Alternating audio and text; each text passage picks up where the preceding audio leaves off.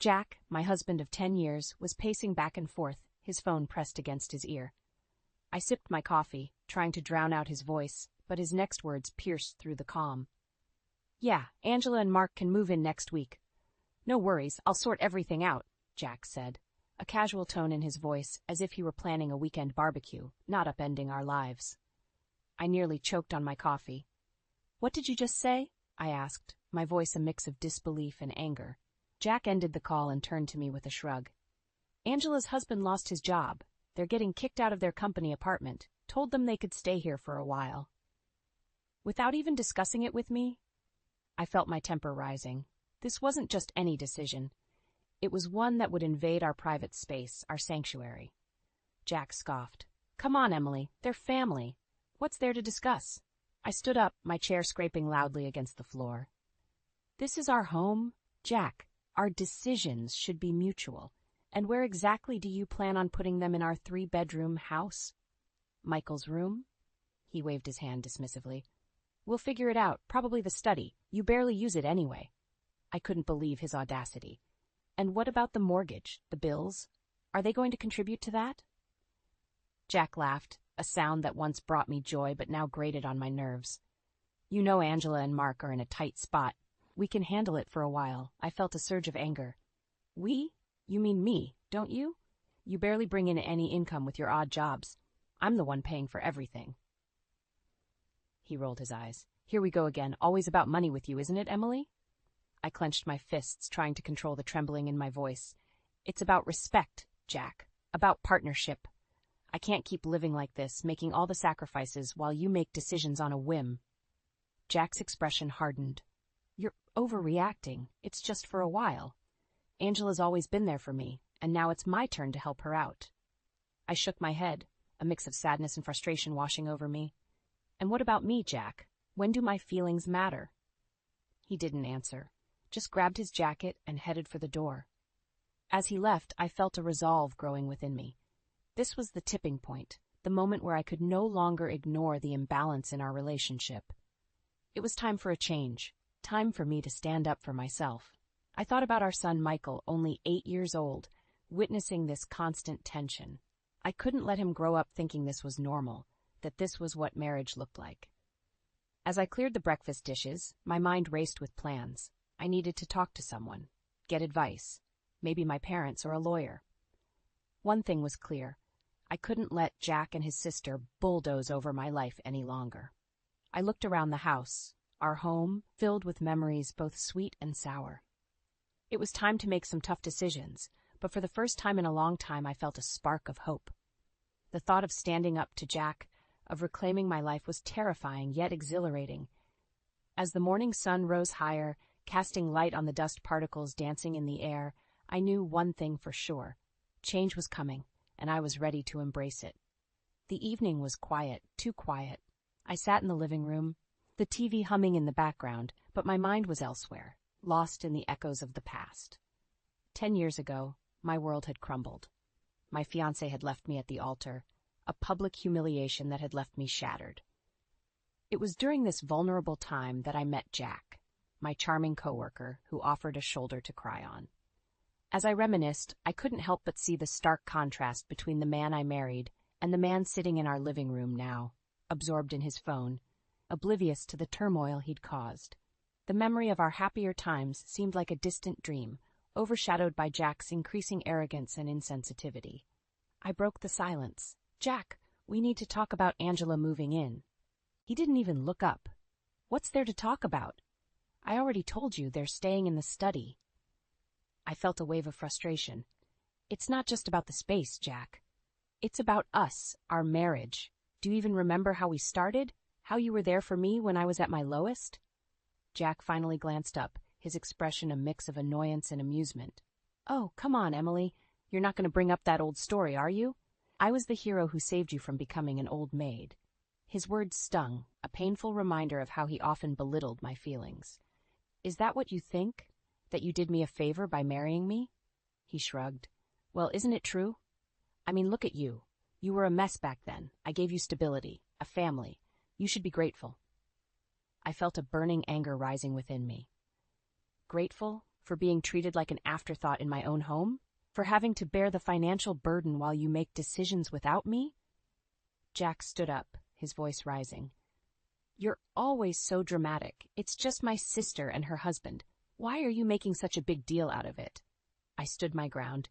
Because it is a big deal, Jack. It's about respect, something you clearly have none of. He scoffed. Respect? Look who's talking. You think you're better than me just because you earn more? I shook my head, disbelief washing over me. This isn't about money, Jack. It's about us, our marriage. But you just don't get it, do you? Jack's face hardened. You know what? I don't have time for this nonsense. I'm going out.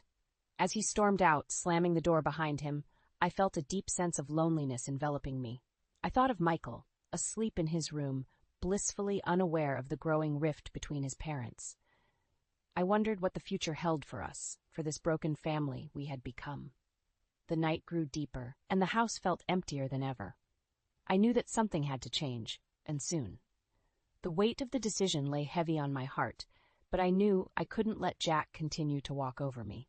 It was time to take a stand for myself and for Michael. The following evening, the tension in our house was palpable. Jack and I had barely spoken since our argument. He was sprawled on the couch, flipping through channels, while I prepared dinner in silence.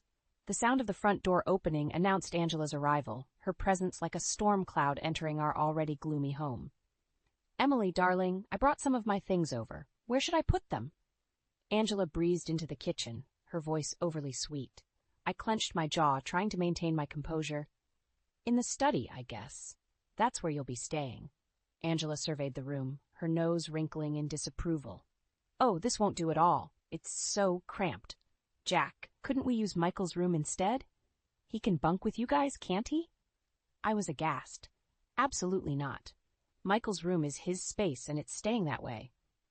Jack, who had been silently watching TV, chimed in without looking away from the screen. Let's not fuss about it now, Angela. Emily's made up her mind. Angela pouted, her gaze shifting between Jack and me. Fine, but Emily, dear, you really should consider redecorating. This place could use a woman's touch. I bit back a sharp retort, feeling my frustration mount. Dinner's almost ready. Why don't you set the table? As we sat down to eat, Angela's critical eye roamed over the dishes I had prepared. Pork chops and clams, Emily. An unusual combination. I would have gone for something lighter. Maybe a salad? Jack nodded in agreement. Yeah, Emily, you really should try mixing things up a bit. Angela's got a point. I swallowed hard, my appetite waning.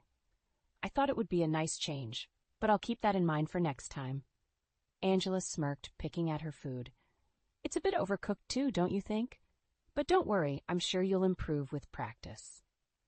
The meal passed in strained silence, with Angela's occasional barbed comments and Jack's disinterested nods. I cleared the table, feeling a mixture of anger and helplessness. Later that night, as I lay in bed, Jack's words echoed in my mind. You should be grateful. His lack of support, his dismissal of my feelings, it was all becoming too much to bear. I thought about Michael, about the kind of environment I wanted for him. My decision was becoming clearer with each passing moment. I needed to get out, to free myself and Michael from this toxic situation. The thought of leaving was terrifying, but the thought of staying was even worse. I needed to be strong, not just for myself, but for my son. The path ahead was uncertain, but one thing was sure. I couldn't let Jack and Angela continue to control my life. The next morning, I decided it was time for action. After dropping Michael off at school, I made a call to my parents. I needed allies, and I knew they would stand by me. Mom, it's Emily. I need to talk to you about something important, I began, my voice steady despite the turmoil inside. As I explained the situation, my mother's shock turned into anger.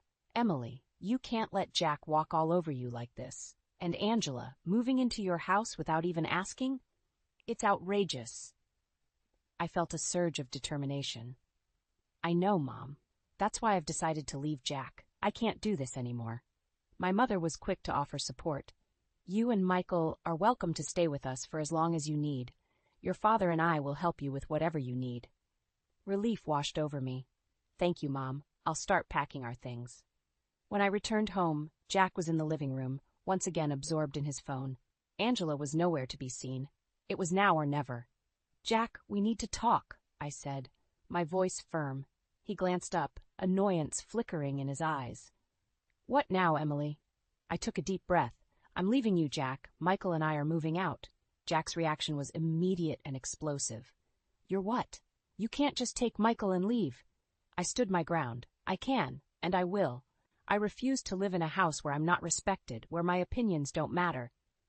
Jack rose from the couch, his face red with anger. "You think you can just walk out and everything will be fine? Think about Michael." "I am thinking about Michael," I retorted. "I'm thinking about the kind of environment he's growing up in. I'm doing this for him as much as for myself." Jack's voice grew louder, more desperate. "You're being selfish, Emily. You can't just tear our family apart like this." I shook my head, sadness mingling with resolve. "No, Jack. You tore our family apart the moment you stopped treating me as your equal, the moment you let Angela dictate our lives." Jack's anger shifted to bargaining. "We can work this out, Emily. Don't do this. Think about what you're doing." But my mind was made up. "I have thought about it, Jack, and my decision is final. Michael and I deserve better." With those final words, I walked away from Jack, from the life we had built together. It was the hardest decision I had ever made, but also the most liberating. I knew the road ahead would be difficult, but for the first time in a long time, I felt hopeful. I was taking control of my life, breaking free from the chains of a loveless marriage. It was time to start anew, for Michael and for myself. The days following my decision to leave Jack were a whirlwind. With the support of my parents, Michael and I moved into their home, a safe haven amidst the chaos. I started the divorce proceedings, determined to break free from the shackles of my marriage. However, the real storm was yet to come. One evening, as I was preparing dinner at my parents' house, my phone buzzed. It was the school principal. My heart sank. Was something wrong with Michael? "Mrs. Thompson, there's been an incident involving your sister-in-law, Angela," the principal said, her voice tense. "What happened?" I asked, panic rising in my voice. "Angela attempted to take Michael from the school grounds without permission. She caused quite a scene, insisting she had a right to see him." I felt a cold fury replace my initial fear. "Is Michael all right?" "He's fine, but understandably shaken. We've had to call the police." The next day, the full story unfolded. Angela, in her delusion, had tried to play the role of a doting aunt, but her actions were alarming and intrusive. She'd gone as far as to attempt to take Michael from school, claiming she was his rightful guardian in my absence. The incident was the last straw. It not only exposed Angela's disturbing behavior, but also highlighted Jack's inability to keep his sister in check. My resolve to protect Michael and myself was stronger than ever. The backlash for Angela was immediate. Her reputation, once that of a doting sister and aunt, was now tainted with the brush of instability and obsession. The community's perception of her changed overnight.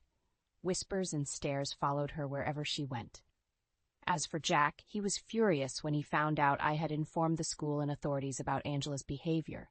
He accused me of overreacting, of trying to tarnish his sister's image. "You've blown this way out of proportion, Emily. Angela was just being affectionate," Jack argued over the phone. "Affectionate? She tried to take our son out of school without my permission."